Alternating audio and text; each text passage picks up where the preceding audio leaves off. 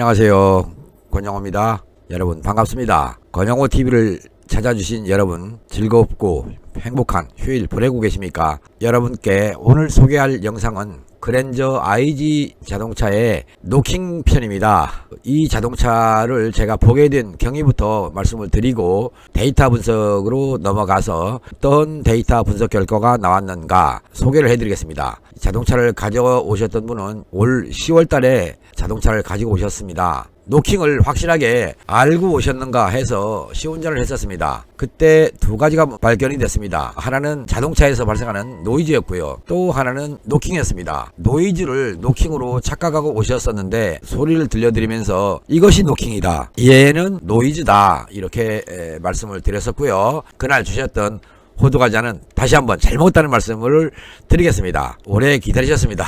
답답한 마음에 전화도 주셨는데 제가 시간이 여의치 않아서 분석을 못했었고요. 데이터를 받아서 봤던 내용을 말씀을 드렸었죠. 그래서 정비 날짜를 12월 6일 날로 결정했었죠. 그랬다가 연기했습니다.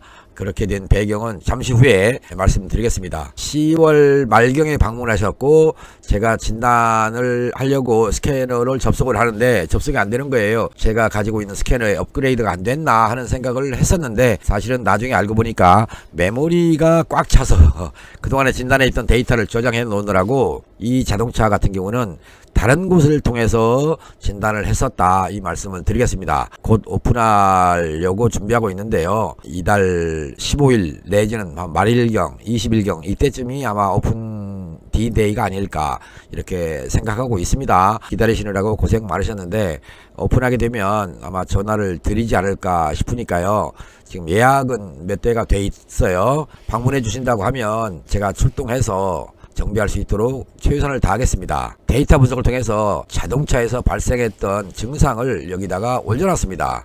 시운전했을 때 차이와 데이터 분석에 대한 차이가 있었다, 이 말씀을 아마 유선상으로 전화상으로 말씀을 드렸었고요. 선생님께서 알고 계셨던 내용이 아니기 때문에 지금 말씀드리는 것입니다.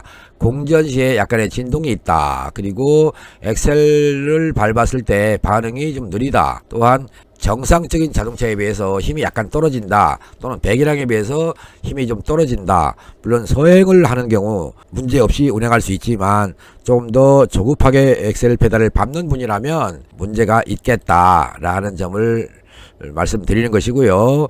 배출가스에서 약간의 나오고 있다. 그리고 무엇보다 중요한 거는요, 예민한 분이라고 표시했습니다. 예민한 분한테는 변속 충격까지도 느낄 수 있는 자동차다, 이렇게 말씀을 드리겠습니다. 그러나 우리 선생님 같은 경우는 변속 충격은 못 느끼실 분으로 판단을 하고 있고요. 출력 부족도 못 느끼실 분으로, 왜냐면 운전하는 스타일을 보니까 여기까지는 못 느끼시겠다, 그러나 노킹은 발견할 수 있는 분이다.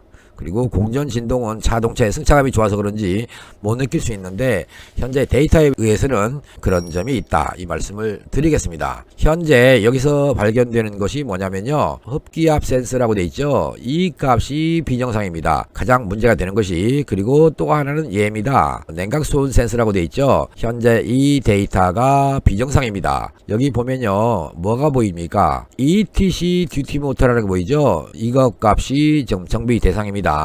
여기서 보시면 불규칙한 데이터를 볼 수 있습니다. 이것들이 비정상이다. 그래서 여기 나와 있는 모든 것들은요, 정비할 수 있는 대상입니다. 곧 정비가 된다는 말씀으로 이해하시면 되겠습니다. 여기 있는 거는 다음 장으로 넘어가죠. 여기서 보시면 이거는 연료 분사량이 불규칙하다는 뜻입니다. 여기 보이십니까? 시린더 1입니다. 1번 시린더, 2번 시린더, 3번, 4번 이렇게 나가는 거고요. 연료 분사를 보면요, 0.9로 돼 있죠. 0.9ms로 돼 있습니다. 다음 장을 보겠습니다.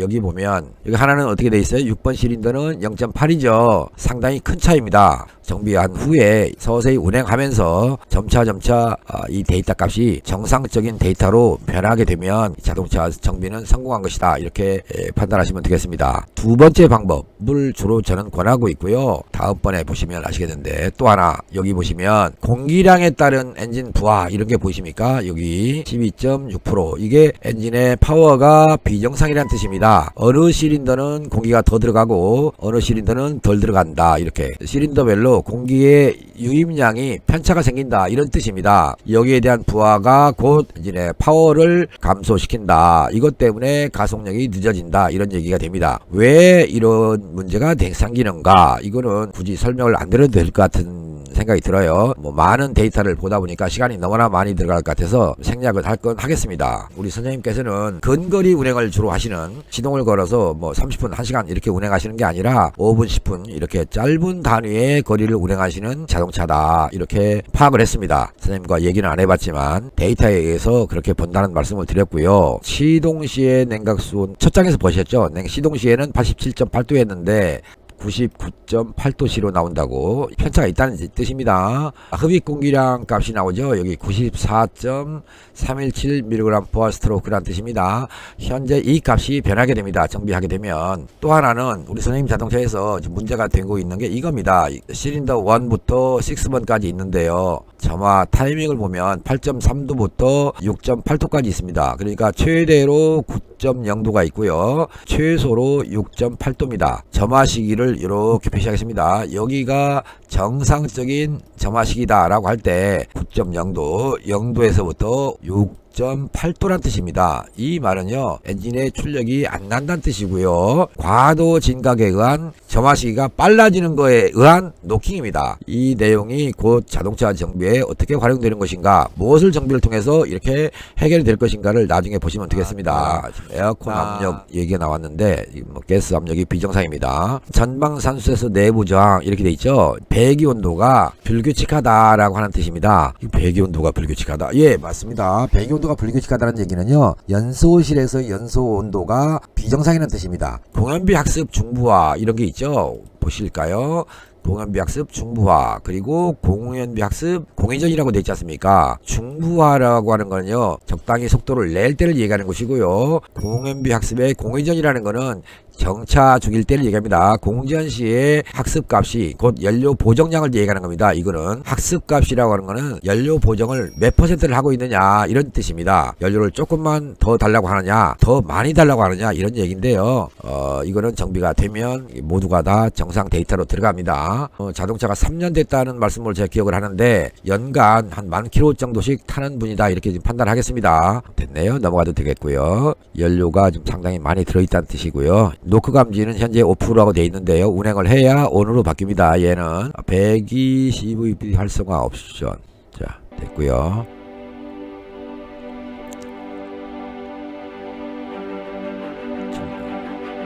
엔진 오일 온도 있죠. 여기가 비정상입니다. 흡기 온도도 비정상입니다. 이 흡기 온도입니다. 이게 엔진 오일 온도고. 됐네요. 여기까지. 그러면 많은 데이터를 분석했을 때 처음에 봤던 거 있죠. 공전 진동, 가속 지연이 있다, 노킹이 나고 있다, CO 가스나 HC가 조금 소량으로 나오고 있다. 이거 보겠습니다. 스캔 데이터에 의한 파워 바란스 불량 정비 이렇게 돼 있죠. 제가 결론을 내리기를 파워 바란스가 안 맞는다. 흡입 파워 바란스와 압축 파워 바란스에서 편차가 생겼습니다. 비정상입니다. 그거를 해결을 하는 것이 노킹을 잡는 것이고요. 엔진의 출력을 올리는 것이고, 이걸로 인해서 연비가 좋아지는 그런 방법입니다. 밸브 개폐 타이밍이라고 돼 있죠. 여기서 이것이 바로 이겁니다. 제가 말씀드리는 영상 속에서 밸브 개폐 시기 선도라는 것이 있는데요. 바로 이것이 시초입니다. 여기서 이들이 변하는데 어떻게 변하느냐 이겁니다.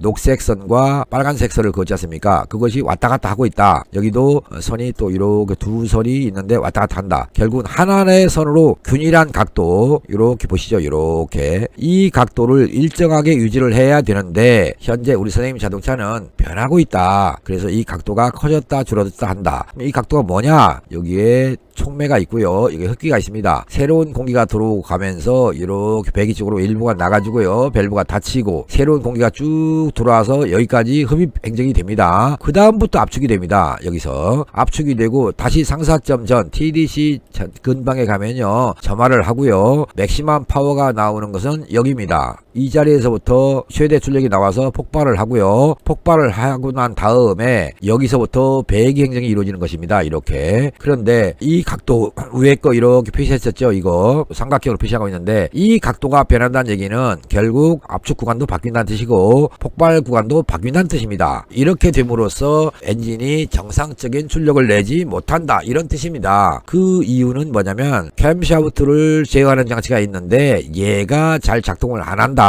이것을 우리 장비사들은 뭐라고 부르냐면요. 이렇게 부릅니다. 이렇게 지금 OCV 오일 컨트롤 밸브 뭐 이렇게 부르는데요. 이것은 ECU가 명령을 하는 것이고요. 부품을 교환하라는 뜻이 아니고 이 부품이 잘 작동하도록 하라는 뜻입니다. 어떻게 해요? 엔진 오일에 의해서입니다. 엔진 오일 때문에 엔진 오일이 비정상이라는 뜻입니다. 엔진 오일이 잘못됐다 그런 뜻이고요. 그러면 좋은 오일로 바꾸면 되냐? 예, 맞습니다. 바꾸면 됩니다. 그런데 OCV 장치 속에 들어있는 이물질들을 제거를 해야 됩니다. 그래서 윤활 시스템이라고 써놨는데 얘를 통해서 일단 클리닝을 합니다. 윤활 장치 클리닝을 했어도 엔진 내부에 일부는 남아 있습니다. 완벽하게는 제거 안 됩니다. 그리고 운행하면서 서서히 클리닝 되도록 이렇게 돼 있고요. 정비하는데 가령 하루 만에 제거가 되기도 하고요.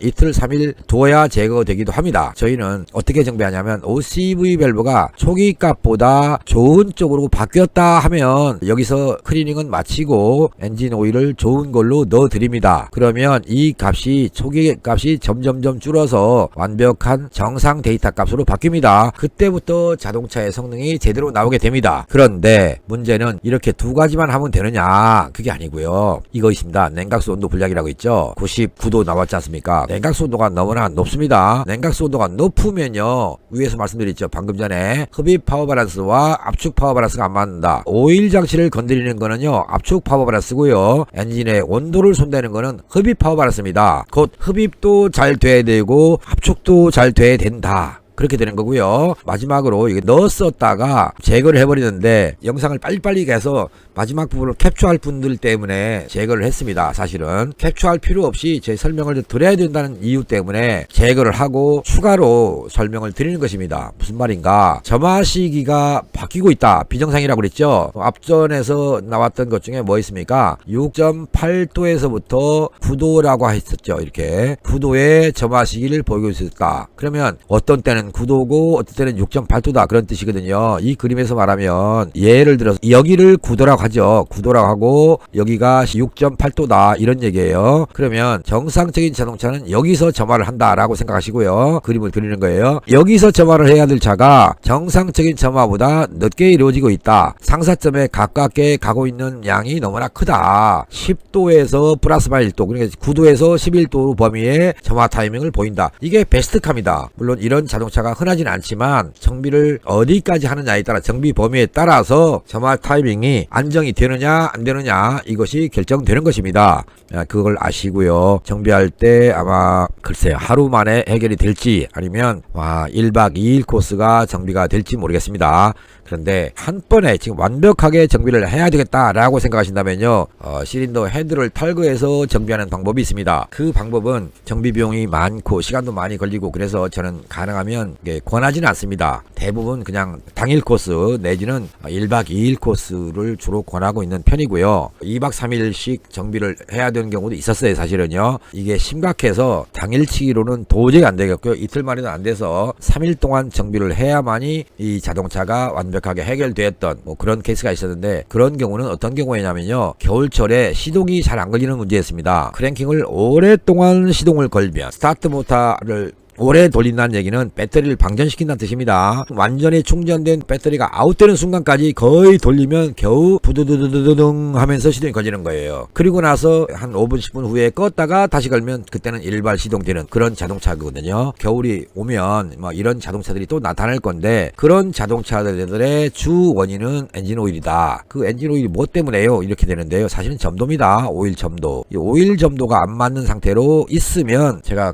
가끔 보여드렸던 거 있죠. 이렇게 눌러보면서 보여드렸던 거 늦게 걸리거나 안 걸리거나 뭐 이런 현상이 발생합니다. 그런 경우만 지금 한 2박 3일 정도로 정비를 했었고요. 대부분은 1박 2일 아니면 당일 코스로 정비를 해서 출고됐었습니다. 호두과자 사다 주신 우리 천안의 선생님, 처음에 오셨을 때 정비를 못 해드린 거 좀 사과드리고요. 언제 시간 잡으셔서 평택점으로 연락을 하십시오. 선생님 오시기를 아마 기다리고 있을 겁니다. 아직 오픈한 건 아니지만 우리 선생님 차도 아마 거기서 정비하는 걸로 약속이 돼 있는 걸로 알고 있습니다. 굳이 군산까지 가서 정비할 필요가 있나 이런 생각을 하셨을 것 같고요. 잘 하셨습니다. 어디서 정비해도요, 어차피 제가 가서 봐드려야 할 입장이니까 염려하지 마시고 전화해서 예약 날짜만 좀 잡아주십시오. 20일 분하지 않을까 이렇게 판단합니다. 열심히 준비하고 있는데 업자들과 소통이 잘 안 돼서 아직은 조금 더 시간이 걸리고 있네요. 이해되셨기 바랍니다. 권영우 TV를 애청해주신 시청자 여러분, 그리고 구독자 여러분, 또 처음 이 그랜저 IG 자동차에 대한 검색을 통해서 열어주신 분, 좋아요도 있고요. 구독도 해주신다는 거 잊지 마시고요. 좋아요를 누르거나 구독을 해주신다고 해서 돈 나가는 게 아니라는 점 다시 한번 말씀드리고요. 깊어가는 2019년 12월 혹시 못다 이룬 소망, 꿈 이런 게 있으시다면 빌겠습니다. 저도 그런 소망을 가지고 있는 사람이기 때문에 보다 많은 분들이 내가 가졌던 연초의 꿈이 이루어지는 그런 2019년 12월이 됐으면 좋겠습니다. 다시 한번 깊어가는 밤 편안하게 주무시고요. 늘 건강하십시오. 또한 자동차 안전운전 하십시오. 시청해주신 여러분 고맙습니다. 감사합니다. 바이바이.